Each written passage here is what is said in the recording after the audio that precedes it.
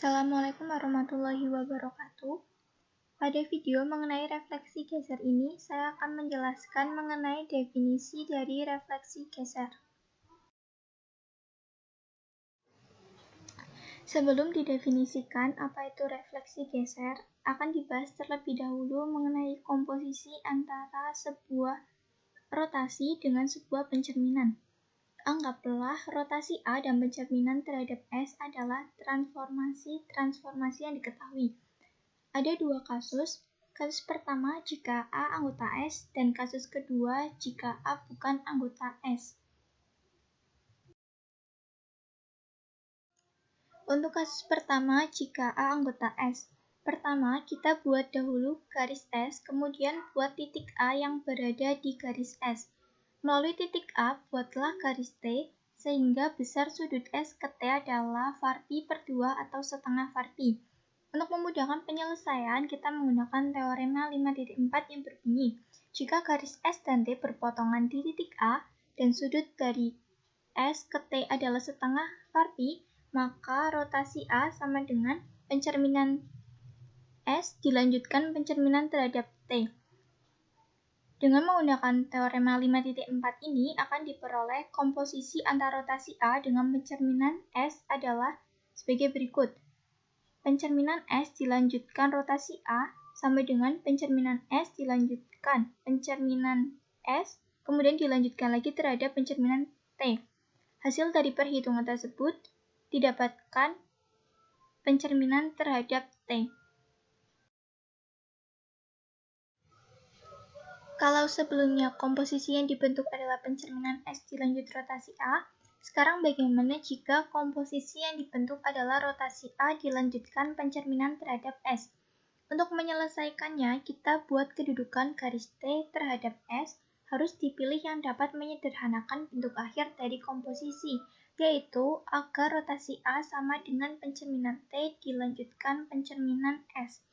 Kemudian, kita substitusikan hasil dari rotasi A ke dalam komposisi yang dibentuk, yaitu rotasi A dilanjut pencerminan S, sehingga akan dihasilkan pencerminan terhadap T.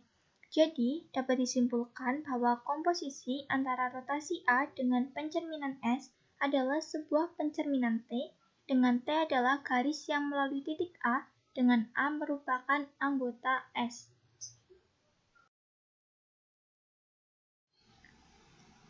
Jika pada kasus pertama dengan A anggota S menghasilkan pencerminan terhadap T, maka bagaimana untuk kasus kedua jika A bukan anggota S? Langkah pertama, kita buat garis T melalui A tegak lurus pada S di B. Buat pula garis R yang melalui A, sehingga besar sudut dari T ke R adalah var pi per 2. Dengan menggunakan teorema 5.4, didapatkan rotasi A sama dengan pencerminan T dilanjut pencerminan R.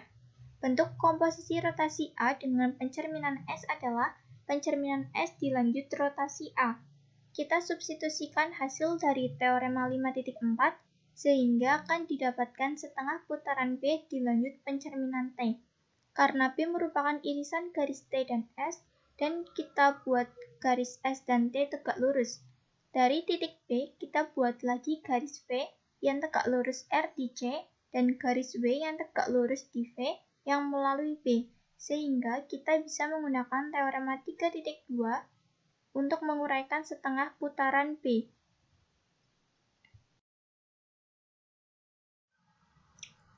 Melanjutkan sebelumnya, berdasarkan teorema 3.2 didapatkan bahwa setengah putaran dengan pusat B sama dengan pencerminan V dilanjut pencerminan W.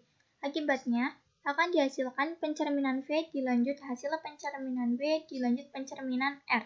Karena garis W dan R sejajar dan tegak lurus BC, maka kita menggunakan teorema 4.3. Hasil teorema ini adalah translasi 2BC sama dengan pencerminan W dilanjut pencerminan R. Kita substitusikan ke komposisi pencerminan S dilanjut rotasi A, sehingga didapatkan hasil pencerminan V dilanjut translasi 2BC. Dengan demikian, komposisi pencerminan dilanjutkan dengan rotasi adalah pencerminan terhadap garis V dilanjut dengan translasi sejauh 2BC sejajar dengan garis V. Jenis transformasi ini merupakan isometri, yaitu refleksi geser.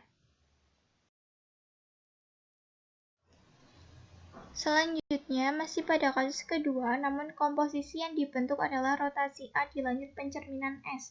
Untuk menyelesaikannya, kita buat garis T melalui A yang tegak lurus S di B, garis R melalui A sehingga besar sudut dari R ke T adalah var pi per 2, maka rotasi A sama dengan pencerminan R dilanjut pencerminan T.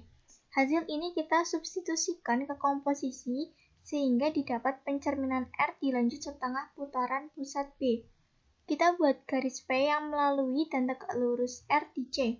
Buat pula garis W tegak lurus V di B, sehingga garis R sejajar garis W. Sehingga kita bisa menggunakan teorema 3.2.